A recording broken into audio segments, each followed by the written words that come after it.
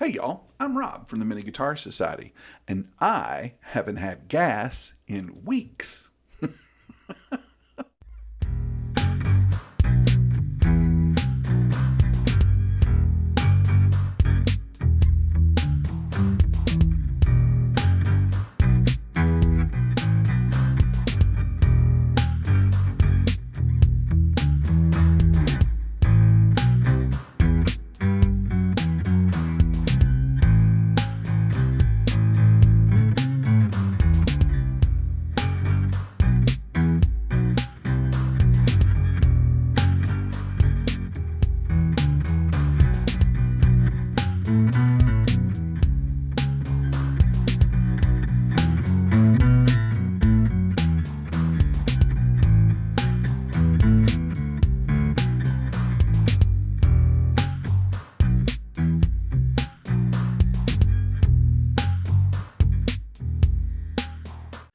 Look, I know a lot of musicians talk about the circle of fifths, but I want to know if you have ever heard about the circles of ifs. The first one is expensive, and it goes like this: I see better gear than I have. It makes me think that if I have it, I'll somehow be more capable as far as inspiration to play. I want to be a better guitar player, and so I'm going to get it. And that is the circle of if as far as acquisition goes. And now, here's the problem. Anybody that gets trapped in that circle, we know how expensive it is because there's always going to be new and better gear out there. That's what the business is built on. And it's a very unique thing to guitar companies and gear places because can you imagine if, for example, they decided to make Corvettes and at the same time they offered new versions of the 67, the 96, the 204 Z06, and a 2026 Stingray. All of those were sitting on the lot at the same time, and you could pick out new versions of each one. That way you had the vintage, you had the mid-stage, and you had the modern. And each of those designs had 500 different versions, colors, interior, stereo combinations. There's always going to be new and better gear out there. And if you decide to specialize, say you're only going to pick out guitars of a 23-inch scale and less, you're still going to find that the price tag is an ever increasing one. And then, of course, you also have to have amps and, well, pedals and processing. And of course, if you're going to do YouTube, you have to have cameras. You have to have all that kind of editing software, drum machines, loopers. You have to have all of that stuff. So you can see how it starts off. Now, for those of you who aren't musicians, I can't imagine why you're watching this, but let me put it to you this way, just in case you've got some friends or family that actually kind of check these out from time to time. I've got a friend of mine, Zeke, and he bought his girlfriend a 2-carat engagement ring when they were getting engaged. That first Christmas, 2.2 carats. That anniversary, 2.4 carats. Then, of course, you've got to look at Valentine's Day. You've got a Christmas. You see where this is going? It just keeps building and building and building. Let's say you've got some kids and you decide when the kid's 3 years old, you're going to have a bounce house for them. And then you've got the skating party that goes on. And then it just keeps building and building and building. So by the time the kid's 16 years old, the next thing you know, you're trying to figure out how to rent out Disneyland for 3 days for your son or whatever and all their friends. It's always cycling. That's the way the obsession works. See better gear than I have, think it's going to make me a better player or inspire me to play more. I want to be a better player, so I better go ahead and get it. Loop, de loop, de loop. Now, the next circle, the other circle of ifs, is not as expensive, but it's just as pricey. It's just as costly. And it spins like this. I see how much gear I have, and I have more gear than I'm really capable of using, at least according to my ignorant friends and family. And that makes me see somehow that I would be a more responsible person if I would get rid of some of that gear. And I want to be a better person. So I'm going to get rid of some gear and concentrate on what I keep in order to make myself better. So I'm going to thin the herd. I spun it the wrong way. Technically, it goes this way. I have more gear than I need. It makes me think that somehow if I got rid of some gear, I would be responsible and a better person. That would make me a better player. So I'm going to thin the herd. And that goes this way. Because nothing says I am responsible more than selling off gear at 60% of what we paid for it. That's just good business. So we have less money than we started with. We don't have whatever shiny thing that we kept for a few months. Now, listen to me. And I want you to listen very carefully, especially when it comes to this one. I currently own around 50 instruments all told, including my dad's trumpet, my saxophone, my grandfather's accordion. There's a glockenspiel around here somewhere. And I have to admit that seems incredibly irresponsible. If they were cats, I admit I have a problem. If they were stamps, you wouldn't know about it, and I wouldn't admit that I have a problem. Unless I had a YouTube channel devoted to stamps. Matter of fact, most times people wouldn't even know I have this many guitars if I didn't have a YouTube channel, and very few people care. I've got about 40 guitars, including basses, banjos, and the only reason that I've got that many is because I've gotten rid of about 60 of them.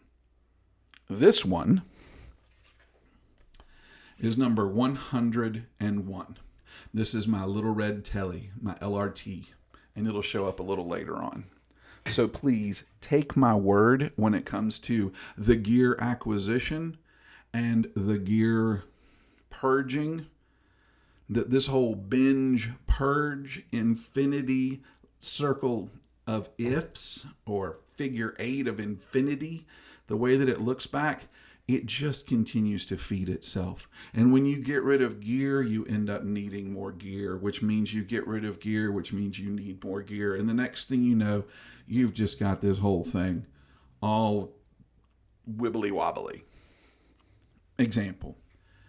I remember my Yamaha MT100 4-track cassette recorder that I sold to a friend.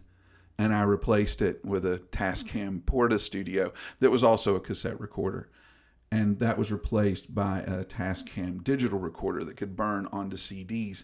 And that, of course, was replaced by a computer with an interface, which, of course, was replaced by a digital board that I could use as an interface.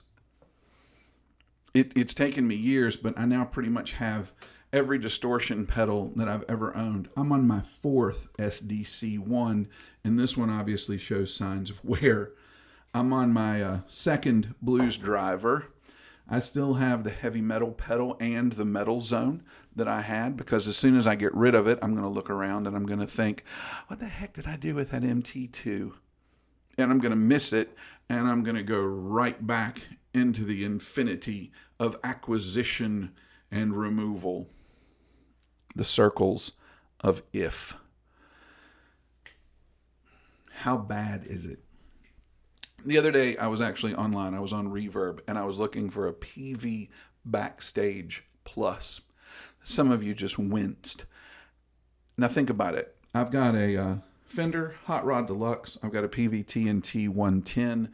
I've got my Fishman amp. I've got a PV Mustang 3 back there. And that Mustang 3 can make every noise that PV Backstage Plus makes. And that's just what I have in this room. That's not including my office or what's in the church. So I have all of those amps. I have all of that live sound, including a PA. And most of what I do is run through a positive grid, and it's a digital line. I also run an analog line too, because I'm compulsive that way. But the other day I'm on Reverb. I see this PV Backstage Plus, and I wonder if on that little black back plate that it has, if it has my initials scraped in it. It was in Florence, Kentucky, and I used to live in Louisville. So I was wondering, I wonder if that has RW scratched in it. I wonder if that's my old amp. Let's look at the pictures and see if that's my old amp. I'm going to get that amp. My friends, fellow content creators, You all demo stuff all the time. And I was evaluating a wireless set for this room. I was thinking about, going cordless because everybody talks about how much easier it is now that they've worked out the latency problem. But there's two problems with that. The first is I know myself well enough to know I'm going to forget to charge it and I'm going to have to end up using a cord anyway. And the other is this is how complicated it is for me to get a cord. There we go. I'm going to get a wireless unit that literally goes from about here, about that distance. Ride the circles of ifs. Now, this is when I'm supposed to tell you, stop buying stuff. Keep the stuff you already own, right? That's what we're supposed to do as content creators. I'm supposed to give you advice. But quite frankly, I'm just going to let you do you. It's not that I don't care what you do. I just think you should do what you do. But I am going to tell you that I've figured out a way to stop running these figure eights. First off, I had to admit that I am a not so unique combination of the attention span of a gnat and the laser sharp focus of a terrier. I don't latch on to things often, but when I do, I have a really hard time of letting go. Like right now, I'm pretty sure that Vox has discontinued their Mark V minis and their Mark III minis because they have the production notes stopping at 2025, just like they did with the SDC ones, which probably means that they're phasing out their stock. They're also starting to have people that I'm watching on the internets and in the forums complain that what they're getting tends to be B stocks or getting guitars that have flaws, which makes me think they're sending out returns. So it seems like they're dumping stock. The $160 Mark V is now being listed at $100, and the $120, $130 Mark III is now being listed at $100. And in my brain, I've got that dopamine rush thinking, oh, you've already got these, but you need to go ahead and pick up some more because they're going to go away. And I need to get that one-click purchase. They've already got all my information. And then I'll get that dopamine rush of acquisition. That's what people tell you that you're really trying to feed when you do those impulse buys. But it's not true.